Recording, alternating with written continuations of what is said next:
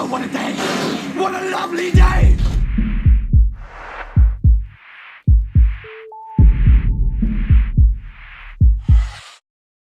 Welcome to the call out of Steve McRae, aka Deceive McClown.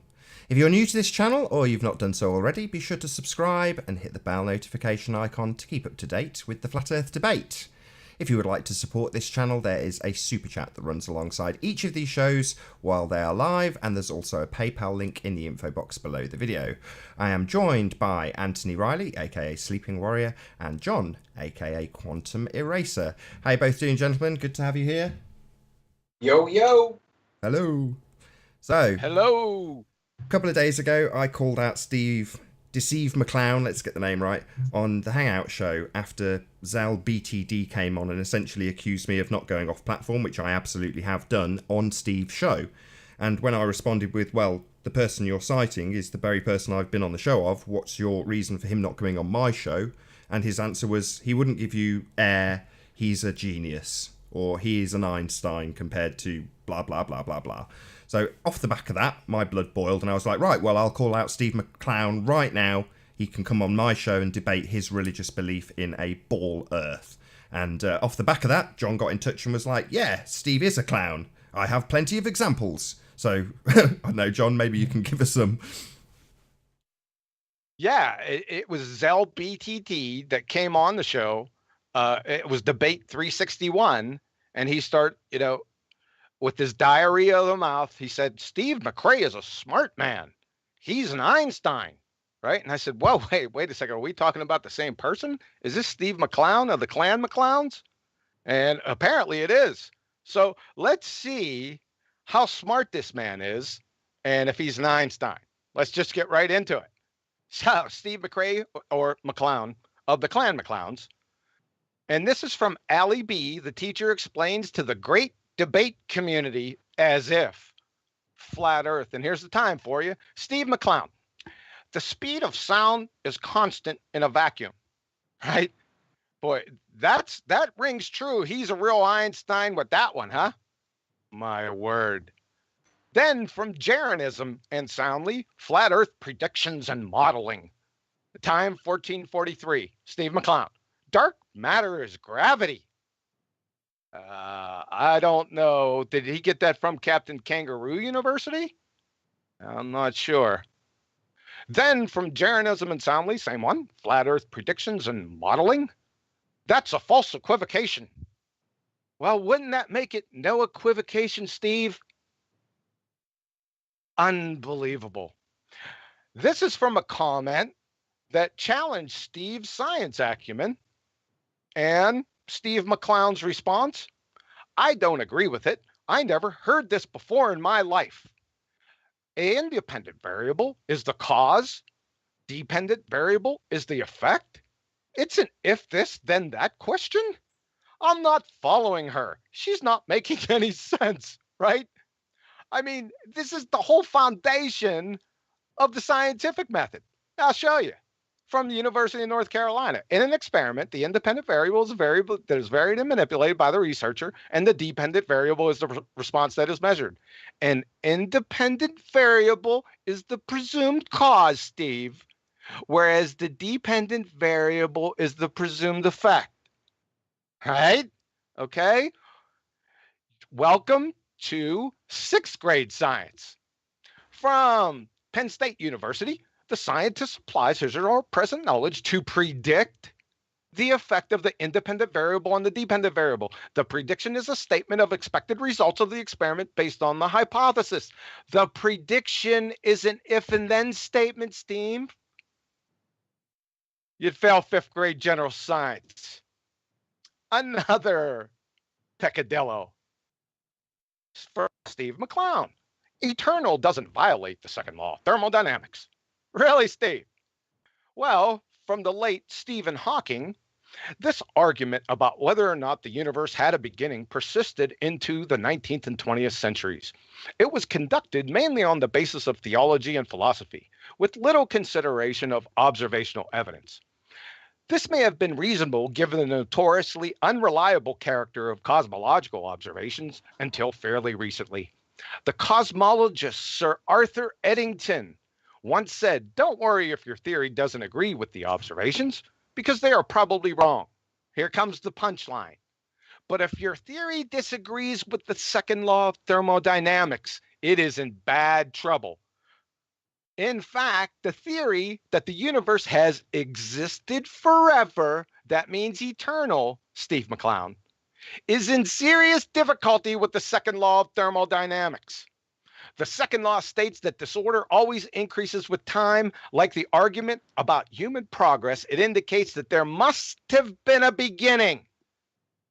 You're a clown. Oh, and another one. This is priceless. Steve McClown. There are hypotheses. That's good. Where prior to t equals 0, a universe existed where entropy ran reverse from a higher concentration to a lower concentration, which could have been a repeating cyclic process. I mean, you got to be kidding me. From higher concentration to lower concentration, Steve McClown, isn't entropy in reverse, Crayon Muncher? It's the direction of entropy. For goodness sakes. Here's another one, Steve McClown. This is great. Unless you can determine our assumptions are wrong, it means absolutely nothing.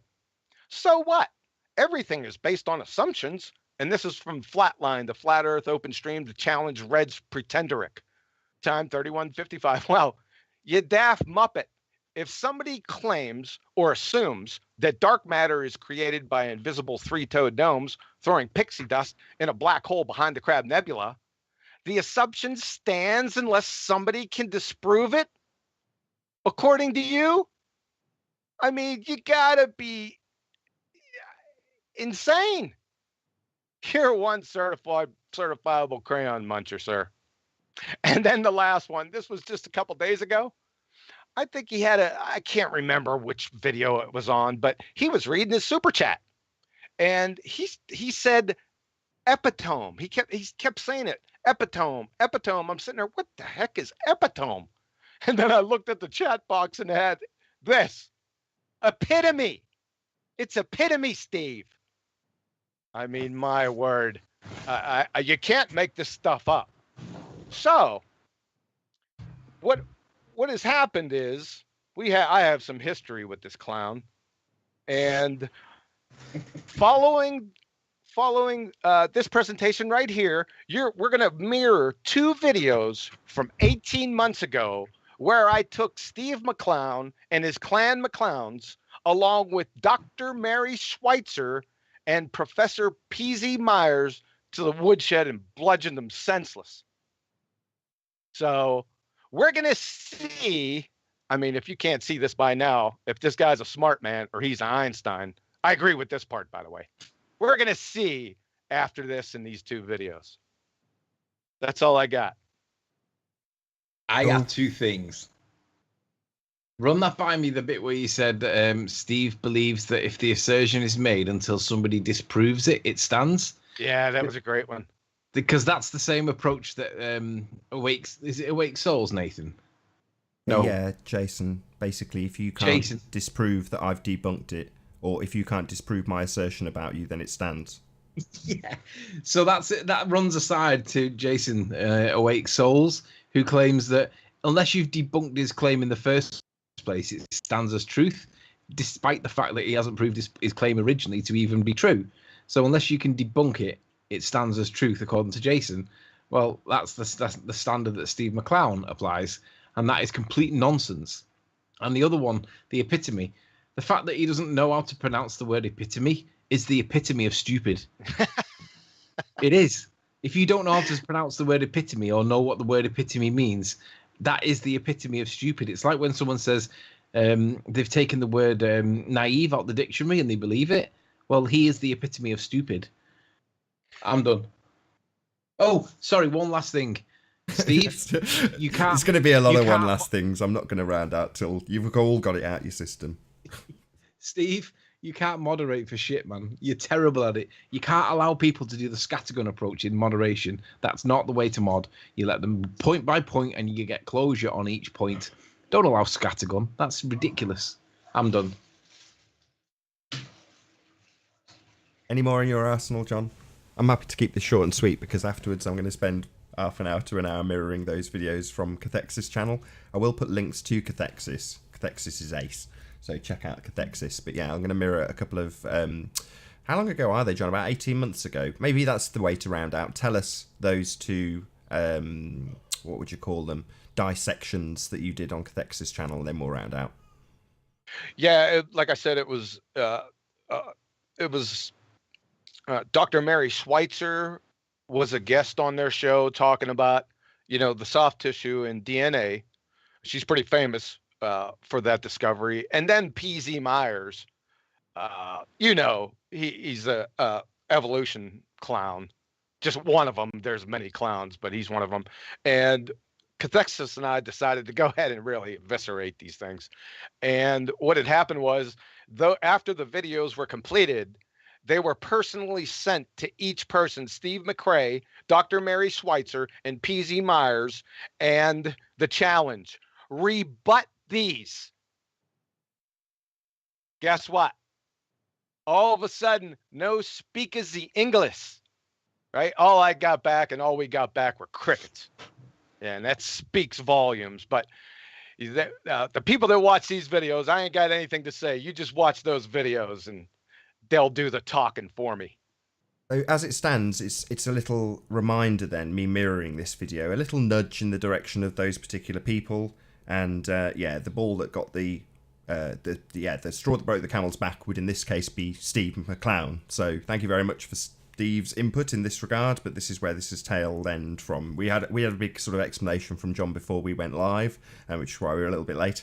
But ultimately, I think that's probably enough to wrap it up, unless you want to give any more background to this, John, which you may want to now you've gone through it a little bit and you have the opportunity to. Yeah, well, it started right off the bat. I mean, I wasn't in Flat Earth 1-2 weeks, and it was right before that our little rumpus debate that got deleted. But somebody went ahead and downloaded that, and you went and mirrored it on your other channel. But in the same hangout as Rumpus, and I just met these guys, Steve McClown was in there. And, of course, it was the typical 9 ballers against me, right? That's the typical, when it first started out, that's how it went. So now the tables have turned a little bit. Anyway, we were on there, and Steve was saying, okay, I've had enough of this. I've defeated creationists left and right for years. You start, name dropping. And I said, oh, really? I said, hey, no problem. I said, give me your email address right now. And he did. And I said, I'm going to email you right after the show, and we'll get together and we'll go ahead and do this debate, me and you, on creationism, right? So I emailed him like the second after the show was over. I emailed him, and a week and a half later, I get a reply back, and he goes, "Okay, ready." So I said, "Okay, when do we want to do this?" And he said, "Well, we first need what the topics that you're going to discuss are." And I said, "Well, number one, I'm not telling you the topics I'm going to discuss, and number two, who's this we? It's me and you, right?" And he goes, "Oh, no, the we is me and my panel of PhDs." And I said, "What in the world?" I said, wait a second. Okay. I said, listen, it's still a deal, but I want each PhD alone. We can do 6-10 shows. It doesn't matter. We'll go in step, and I want each of them by themselves. And then I want you. And guess what happened after that? Crickets, right? So this guy's a clown, and I exposed him, like I said, 18 months ago. But that Zell BTD brought him up, and it just set me over the edge. So long story short, that's it. I think that perhaps Anthony might be a little bit reminded of a situation where there was 9 ballers against an assertion he was making.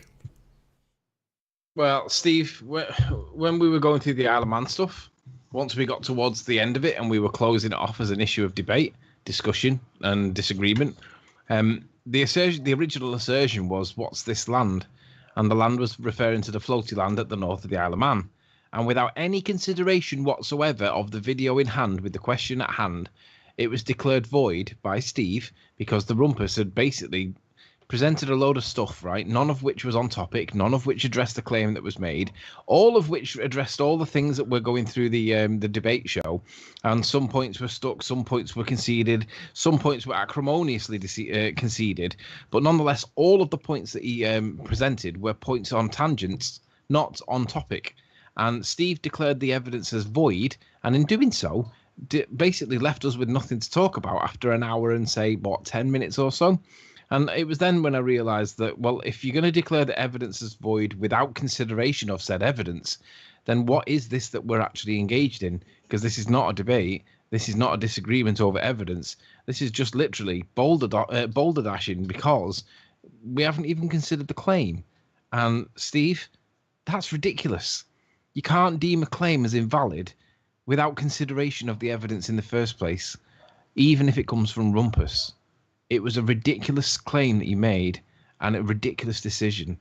And you didn't even, you can't not consider the evidence, Steve. I wasted an hour of my life with you on that show.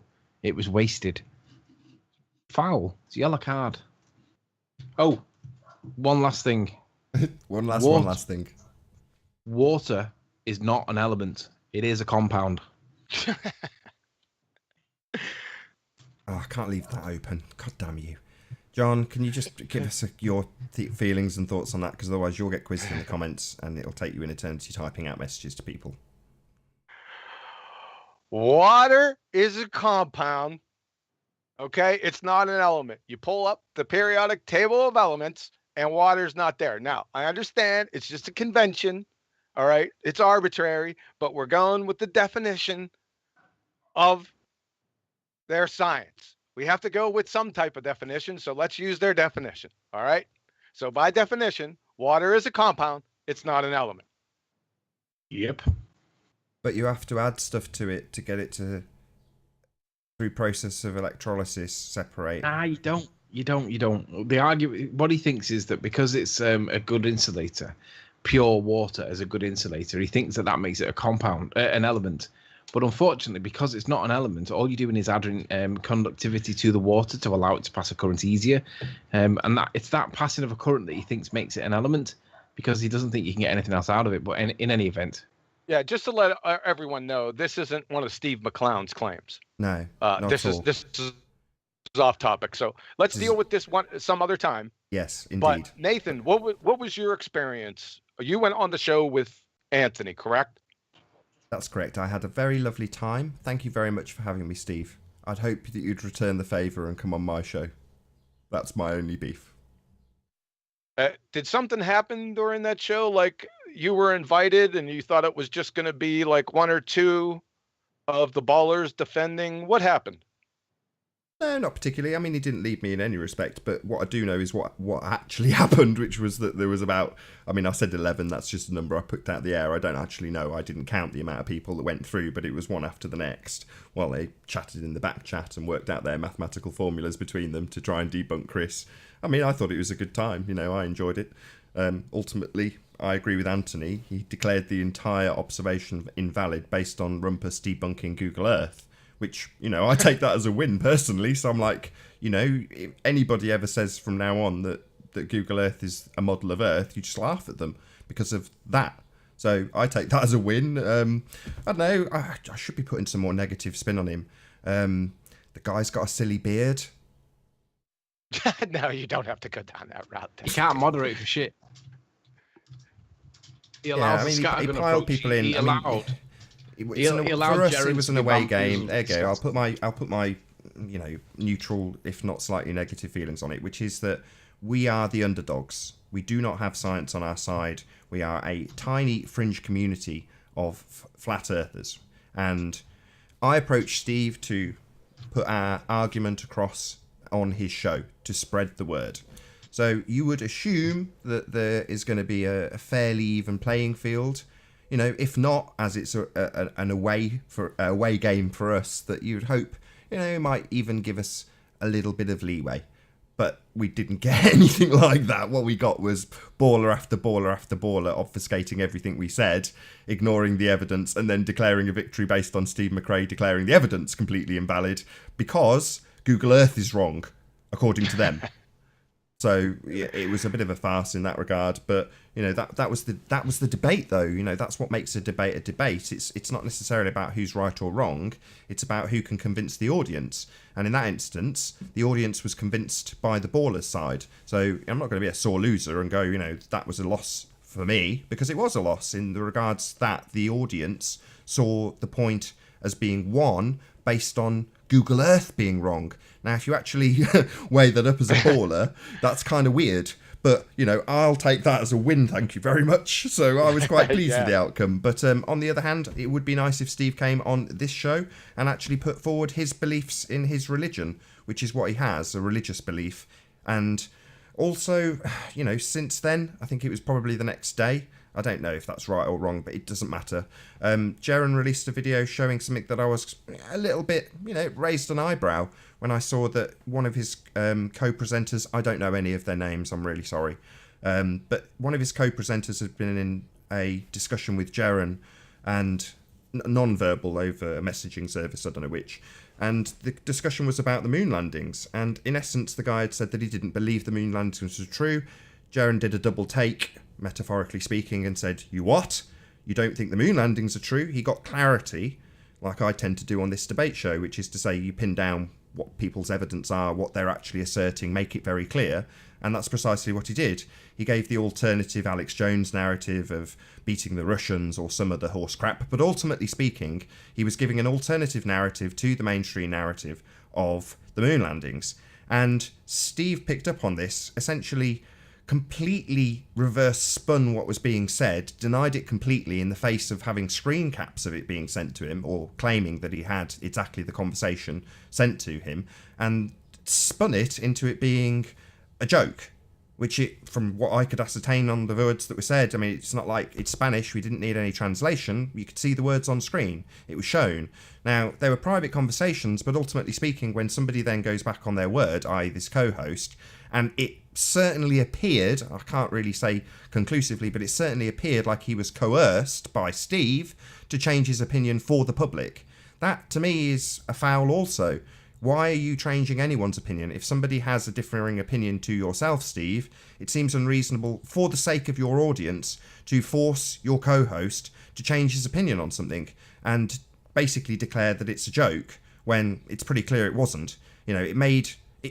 That did lower my opinion of Steve McCrae in a massive, massive way. I just thought you're manipulating reality by virtue of you changing people's opinion around you to your own narrative, whatever fits best. In this instance, the mainstream narrative. The guy's a cuck. And not only is he a cuck, he's a zealot that's pushing his religion onto everybody around him and everybody in his audience. And that is the reason why I want to debate him. Not because he's wronged me in any way, but I understand entirely what John's brought up and what Anthony feels aggrieved at as well. At the time, I saw it pointless as well. I dropped eventually and got accused of rage quitting, which I knew would be the outcome. It doesn't fuss me. But it'd be nice to have Steve on asserting his religious beliefs to us on this panel, see how he does get on. And I would like to practice what I preach and say that I wouldn't intend to have a mass of people coming in. If he was to get in touch and say, I'd like to come on, I'd like to keep it actually closed, not have it public so anyone can pile in, and have it a fairly even discussion, i.e. maybe a couple of people at the most, 3-on-3 if he really insisted, if that's how he wants to play it. But ultimately it's Steve that I'd like to chat to about his religious belief, which he asserts often. So yeah, I'd like to see Steve for those reasons. Hopefully that's enough summary from me. Anything else you guys want to go and add to this discussion or not? Yeah, Steve. Bring evidence. Oh, yes. Sorry. That I did say that when I called him out on the debate. So, yes, bring scientific evidence, please. Amen. Amen. Okay, well, I think that's probably the right moment to thank you two. So a massive thanks to John and Anthony for joining and calling out Steve alongside myself. So thank you to you two guys. No worries. You're very welcome, sir. And get those mirrors up. I will. I'll get those up just as soon as we finish this live stream. So I will also say a massive, huge, enormous thank you to all of the live audience for joining us and hopefully sharing the show. If you hated it, then you know exactly what to do. But if you liked it, maybe share it with a friend. If Steve's your friend, definitely share it with him. And maybe subscribe if you've not done so already. I've been Nathan Oakley, and I will see you all in the next video. Oh, what a day! What a lovely day!